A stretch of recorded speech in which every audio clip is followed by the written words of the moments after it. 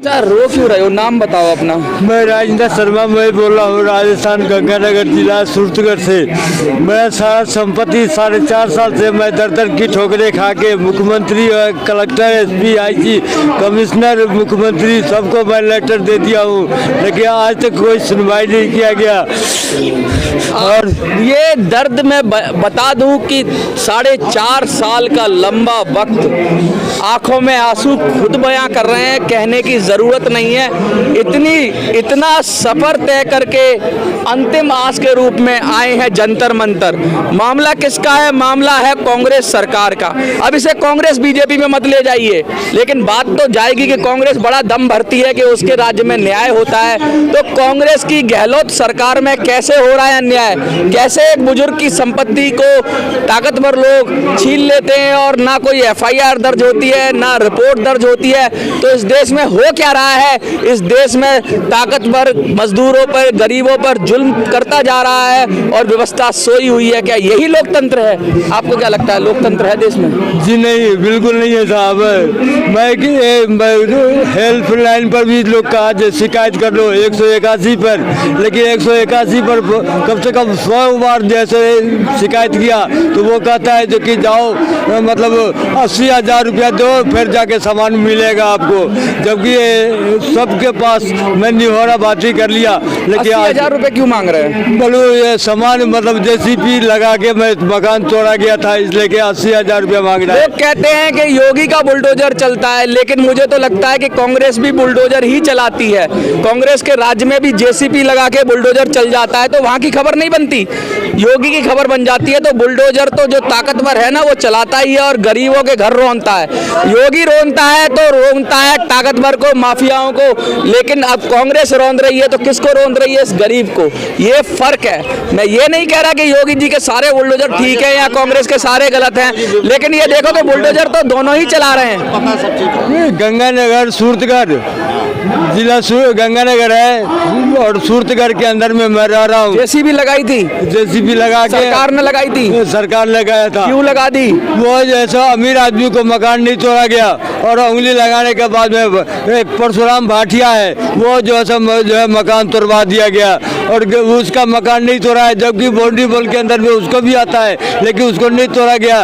उसको मतलब देख रहे हैं आप, बुलडोजर को चलाने वाला कौन है इससे फर्क पड़ता है। बुलडोजर अगर ताकतवर पर चले तो तुम मर्द हो, और बुलडोजर अगर गरीब पर चले तो कहने में कोई दिक्कत नहीं है कि तुम मर्द तो नहीं हो। बाकी दूसरा शब्द तो मैं नहीं कहूंगा, लेकिन आप क्या हो आपको सोचना चाहिए। गरीब के ऊपर बुलडोजर चलाने से पहले 100 बार सोचना चाहिए। सरकारें क्या सो रही हैं? बिल्कुल सो रहा है साहब। मैं तो दर की ठोकरें खा के मैं 4.5 साल इंतजार करता लास्ट में मैं देखा कि अब कोई उपाय नहीं है तो मैं अब दिल्ली के राहुल गांधी के पास गए आप? क्या मैं कि जब वहाँ मुख्यमंत्री जो है सो ये विधवा औरत को जो है सो कुटवाई करा दिया, जो कि फौज की जो है सो औरत थी उसको कुटाई करवाने के बाद में मेरे जैसे कौन पूछता है वहाँ पर? देखिए ये ताजा वाकया बता रहे हैं कि किस तरह एक विधवा, जो शहीदों की विधवाएं थी, उनके ऊपर भी पुलिस ने मारपीट की राजस्थान में। तो क्या हालात है, क्या सामंती सोच है, कितने गंभीर हालात हैं। जो दूसरों पर आरोप लगाते हैं उन्हें अपने गिरेबान में खुद झांक कर देखना चाहिए कि वो कितने सच्चे हैं। अक्सर बुलडोजर की बात होती है, बुलडोजर जब माफियाओं पे चलता है तो सबको अच्छा लगता है, लेकिन जब गरीब पर चलेगा बुलडोजर। एक बात है सर, जो कि ये मीडिया में सब कांग्रेस वाले सब झूठ बोलता है, लेकिन राजस्थान के अंदर में कोई भी घेरा मारने नहीं आता है कि गरीब को क्या हाल हो रहा है। वहाँ भीखे मर रहा है लेकिन क्या कोई किसी को देखने वाला नहीं है वहाँ पर। कुछ कहना चाहोगे राहुल गांधी को? हाँ, मैं कहना चाहता हूँ देखिए ये झूठ की ये जो खेती कर रहे हो, लेकिन ये गरीब को ये बाटी लेके भीख मंगवा रहे हो, ये क्या कहाँ की अन्याय है हमारे लिए। ये 4.5 साल से गलत सरकार की मैं निवारा कर लिया, लेकिन मुझे कोई सुनवाई नहीं हुआ आज तक। मेरे पास सब पोस्ट ऑफिस का रसीद रखा हुआ है और कोई सुनवाई नहीं किया गया आज तक।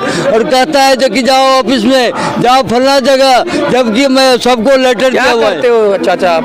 मैं मजदूरी करता हूँ, मजदूरी करके अपना पेट पालता था। मैं मार्बल घिसाई का काम करता था आपका जो रोजगार का साधन था वो मशीनें भी- सब टोटल रख रखा है अभी तक। मैं ये तो कह रहा हूँ ना, जब देखिए बेरोजगार भी कर दिए, जो ये जिससे काम करते थे, घिसाई की मशीनें थी इनके पास, वो भी ले ली हैं। पता नहीं क्या करना चाहते हैं और कितना अत्याचार करेंगे। अत्याचार का अंत होता है और जो अत्याचार करता है वारी उसकी भी आती है कि शेर को सवा शेर मिलता ही मिलता है। सरकारों को संवेदनशील होना पड़ेगा, एक दूसरे पे आरोप लगाने से काम नहीं चलेगा। देखना होगा कि उनके राज्य में क्या हो रहा है और गरीबों का हक जिस राज्य में सुरक्षित है वही सरकार सबसे बेहतर है। गिरते हो अमीरों के मकान तो गिर जाएं, लेकिन किसी झोपड़ी, किसी गरीब की झोपड़ी नहीं उजड़नी चाहिए। लोकतंत्र इसी को कहते हैं। आपको क्या लगता है कि इनको न्याय मिलना चाहिए और गहलोत सरकार को सुनना चाहिए? तो गहलोत सरकार सुन लो कान खोल के। राजनीति करते हो तो गरीबों की राजनीति करते हो तो गरीबों के साथ अच्छा भी करो। अगर गरीबों की राजनीति करना चाहते हो, सरकार में आना चाहते हो, तो ऐसे लोगों को अगर जंतर मंतर पे आते तो बड़े शर्म की बात है। राजस्थान में ही ये मामला निपट जाना चाहिए था। 4.5 की तड़प के बाद जंतर मंतर पे ये आंसू अपने आप सारी आपके राज की कहानी बयां कर रहे हैं। आपको क्या लगता है इनके आंसू की कहानी जन जन तक पहुंचनी चाहिए? अगर पहुंचनी चाहिए तो ज़्यादा से ज़्यादा